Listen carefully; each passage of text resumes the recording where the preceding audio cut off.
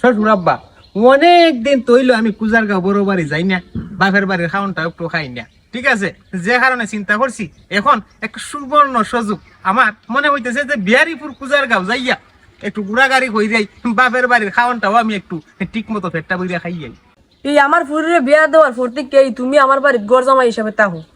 এই জামাই বাবাজি, এই তুমি এত বছর যায় কোনো আগ্রহ দেখাও না, কিন্তু এই সময়টা আইলি তুমি বাড়ির যাবার লেগে এত আগ্রহ খেললে দেখাও জামাই বাবাজি, আমার একটু খুশ হয়।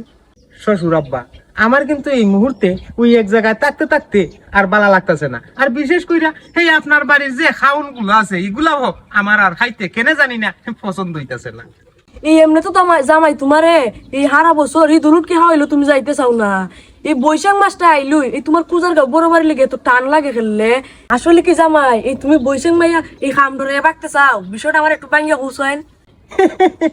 আসলে আব্বা এইসবের খামটাম কিন্তু আমার ভালো লাগে না। এই বৈশাখ মাইয়া খাম আমি আমার জীবনও করছি না। আমার কথা হইছে যে আমি যেহেতু গরজা মাইয়া আইছি হই, আমি 3 বেলা খাইতাম, আর যখন মনটায় চায় আমি চুপটা বইরা ঘুম দিতাম। আয় হায় রে, এর লাগি তো আমি দিন রাত চিন্তা করি এই হামলার করে হামলার কাছে খেললেই যে আমার ফুরিলের আমি বিয়া দিলাম, এই দিয়ে আমার ফুরির এই জীবনটা আমি ধ্বংস করলাম। হইছে আব্বা, এই মুহূর্তে আপনি আপনার চিন্তা করেন, আর আমি যাইতেছি এখন কুজারগাঁও বড় বাড়ি।